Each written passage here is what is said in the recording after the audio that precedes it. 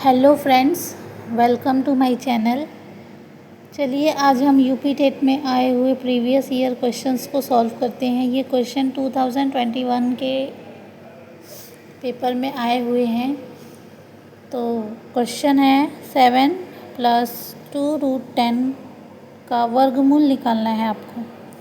कभी भी ऐसा क्वेश्चन आए जिसमें आपको रूट का किसी भी नंबर का वर्गमूल निकालना हो तो आप पहले इसको डायरेक्ट ऑप्शन से सॉल्व करिए।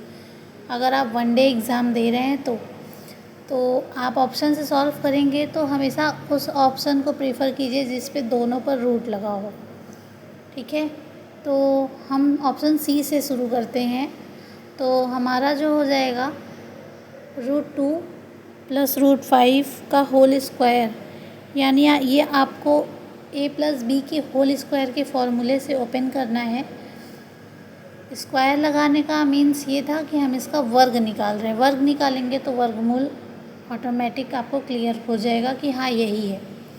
तो हम इसको सॉल्व करते हैं। a² मतलब √2 का होल स्क्वायर, b² मतलब √5 का whole square +2 × a × b।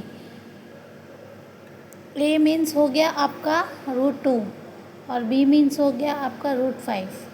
Next line में हम जब आते हैं तो √2 का होल स्क्वायर जब ओपन करते हैं तो इसमें आता है 2, क्योंकि √2 में मल्टीप्लाई करने पर आंसर 2 आता है।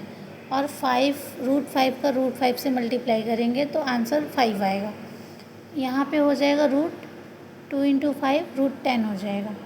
अब हम इसको ऐड कर देते हैं। नेक्स्ट लाइन में 2 + 5 7 हो जाएगा, +2 + 5 7 हो जाएगा, +2 √10 हो जाएगा। तो आप देखिए कि आपका जो क्वेश्चन है वो आ गया है, आंसर से आपका क्वेश्चन निकल के आ गया है। तो इससे आपको ये क्लियर होगा कि हाँ ये इसका ही वर्गमूल है।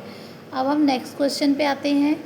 नेक्स्ट क्वेश्चन हमारा ये है, यदि 10⁻³ = 125 है तब 10⁻⁻2x की वैल्यू क्या होगी, इसका मान निकालना है आपको। तो ऐसे क्वेश्चंस को हम नोट करते हैं। पहले 10⁻³ = हो जाएगा 125। अब हम यहाँ पे लिखेंगे 10⁻³ = 125 5 का क्यूब है तो हम इसको 5 का होल क्यूब लिख सकते हैं। अब 10 पे पावर, आप यहाँ पे एक फॉर्मूले को ध्यान दीजिएगा। a पे पावर m = कभी भी b हो तो आप उसको लिख सकते हैं a = b/m।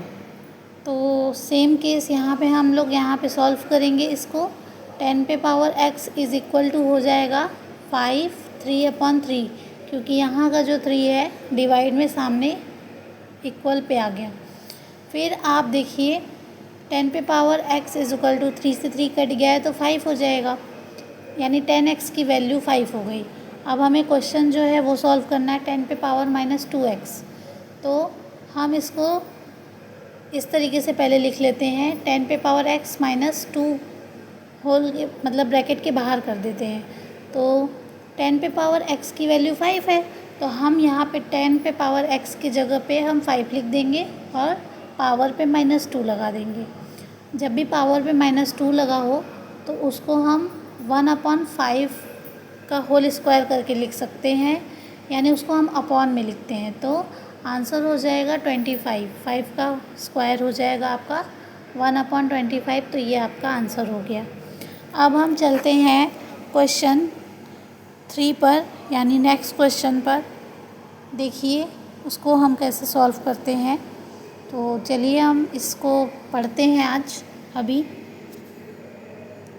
यदि किसी वस्तु का क्रय मूल्य उनके विक्रय मूल्य का 3/2 है तो लाभ या हानि परसेंट निकालिए।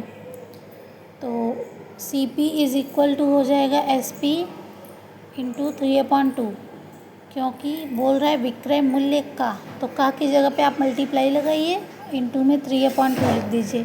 CP/SP = हो जाएगा 3/2। आपको पता चल रहा है कि कॉस्ट प्राइस 3 रुपये का है, सेलिंग प्राइस 2 रुपये का है, तो आपको सीधा सीधा लॉस हो रहा है। तो लॉस परसेंट आप यहाँ से डायरेक्ट निकाल सकते हैं। लॉस परसेंट निकालने के लिए फॉर्मूला है loss is equal to loss upon में CP इंटू 100 ब्रैकेट परसेंट। तो आप इसको लॉस कितने का हो रहा है, 1 का हो रहा है, तो 1 लिखिए। कॉस्ट प्राइस हमारा कितना है यहाँ पे 3 है, तो 3 लिखिए, इंटू 100 लगाइए। अब इसको जब आप डिवाइड करेंगे, 3 से 100 को डिवाइड करेंगे जब आप इसको, तो आपका जो आंसर निकल के आएगा वो आएगा 33 सही 1/3। तो होल में 33 1/3% लॉस हो रहा है आपको। तो हमारा आंसर जो होगा 33 1/3%। तो ये हमारा क्वेश्चन यहाँ सॉल्व होता है। अब हम लॉस परसेंट निकालने के बाद नेक्स्ट क्वेश्चन पे चलते हैं। इस क्वेश्चन में आपको निकालना है इकाई का अंक। सबसे पहले चाहे कितना भी बड़ा नंबर दिया हो उसके आप यूनिट डिजिट को उठा लीजिए। यूनिट डिजिट आप लिख लीजिए 8 × 6 × 9 × 2। तो आप ऐसे करके लिख लीजिए। तो जब आप इस तरीके से लिख लेंगे तो आपको क्लियर हो जाएगा कि यूनिट डिजिट ही निकालना है, तो हमें मतलब सिर्फ यूनिट डिजिट से ही है।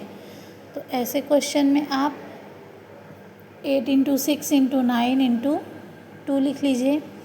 अब आप ध्यान दीजिए 8 का 6 में मल्टीप्लाई करिए, 8 6 ज़ा 48, यूनिट डिजिट इसका 8 आया।